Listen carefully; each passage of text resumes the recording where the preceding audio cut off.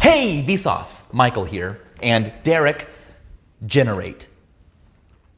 78? That's so random! Or is it?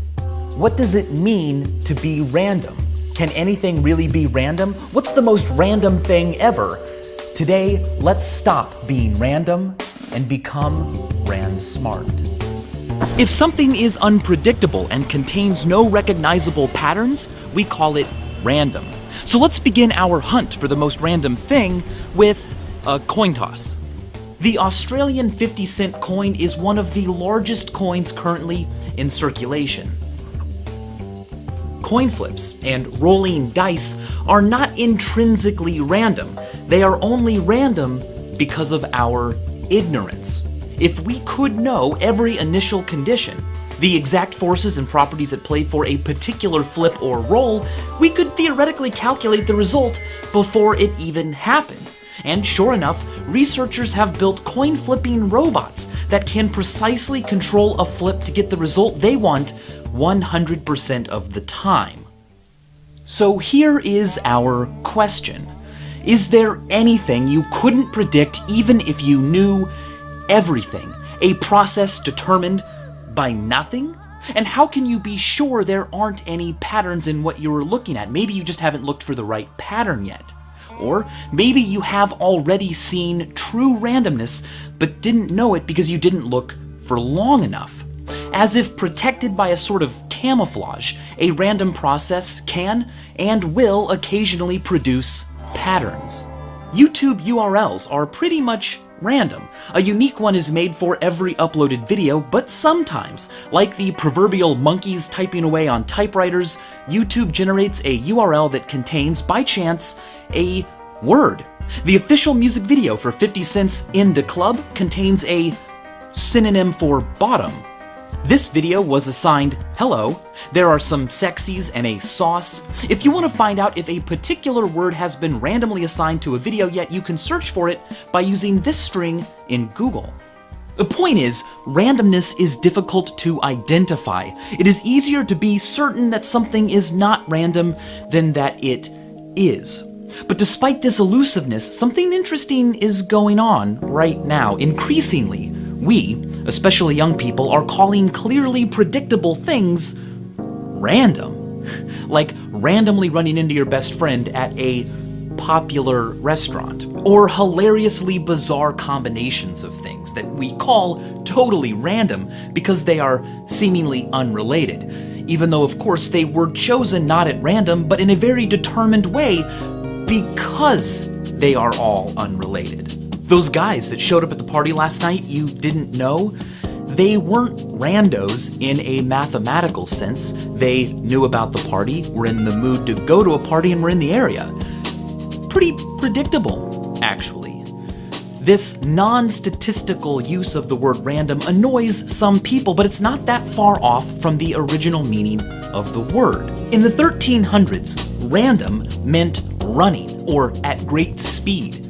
Later, it would be used to describe things that had no definite purpose. It wasn't until the 1800s that random took on a particular mathematical definition. Then, in the 1970s, MIT's student paper popularized the use of the word random to simply mean strange. Of course, just because something is strange doesn't mean it has no discoverable cause. Why have we started calling so many predictable things random? Well, many theories revolve around the amount of information and new people we are confronted with at an increasing rate, now more than ever before. Perhaps it's just easier, almost a bit of a relief, to call things random so that we can move on to synthesize other information. Take a look at this die. Now, as you can see, it rolls a 5 most of the time, but not all the time. Over time, a sequence of its results will contain less randomness, but it is still random. Any face is possible, and I have no guarantee beforehand of knowing which face will show up. The outcomes I'm selecting from make the resulting sequence less full of randomness, but the process is still random. Even though a die and a coin are extremely sensitive to their initial conditions and, over the course of normal use, are quite unpredictable, they do over time exhibit certain biases. Biases that make them a bit more predictable and a little less random than you might think. First of all, dice. Even precision dice are only quality controlled within a few micrometers.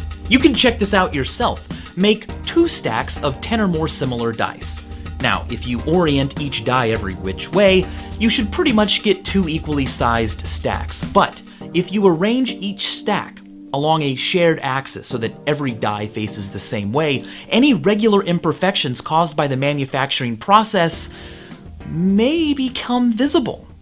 But what about coins? Well, some fantastic research has been done on what happens when they spin and flip. For instance, it has been found that the US nickel is just the right diameter and thickness to wind up landing, not heads up or tails up when flipped, but on its side about once every 6,000 times it's flipped. But what about the fairness of flipping a coin? Well, if you flip a coin like this, for statistical and physical reasons, the side facing up before the flip begins doesn't actually have a 50% chance of being the result. Instead, as researchers at Stanford have found, it actually has a 51% chance. In this case, it was the other side, though. Still pretty random. If you want a coin flip to be as fair as possible, you should just catch it in your hand. Don't allow it to hit the ground, bounce, tumble, and spin. That's because researchers have found that when a coin spins, larger biases come into play. The shape of its edge, its center of gravity. The heavier side tends to go down quite often. In the case of some coins, as often as 80% of the time. It's been found that a €1 coin will spin and land heads up more often than not, and a US penny will land tails up more often than not when spun. But like I said earlier, theoretically, if we knew everything about the initial conditions of a coin flip or a die roll, we could calculate beforehand their outcome. Why don't we do that more often? Well, it's extremely difficult. Insane amounts of precision would be required because the smallest difference between 2 initial conditions can be magnified over time, leading to chaotic, extremely difficult to predict results. Random.org, the service Derek and I used at the beginning of this video to generate a random number, uses atmospheric noise. It's extremely hard to predict, but technically still a deterministic system. All of that noise came from somewhere, and if we could just find out those initial conditions, we could theoretically predict their outcomes. If we want a system more random than that, we will need to find one that is determined by nothing. And for that, let's look closer. Quantumly close. Quantum mechanics may have our answer. It describes the properties of quantumly sized things as probabilities, just chances. Not because we don't know enough yet to be certain or predict, but because, well, the idea is there's nothing there to predict. There is no beforehand we could know. Whether or not a particular individual radioactive atom will decay or not, or whatever the spin of an electron is only knowable once we look. They're determined by a deep-seated randomness woven into the universe itself. Einstein couldn't believe this. He refused to accept, as he said, that God played dice with the universe. But experiments with entangled particles have shown violations of Bell inequalities. Entangled particles are particles that exhibit similar properties even when separated by large distances. Now, if they agree on those shared properties to have or are somehow determined beforehand to have them, their behaviors should satisfy Bell's famous inequalities. But experiments have found that instead, the likelihood of what a machine will see when measuring one particle determines how the other machine will measure the other particle. It is here, when we look, that the chance is determined.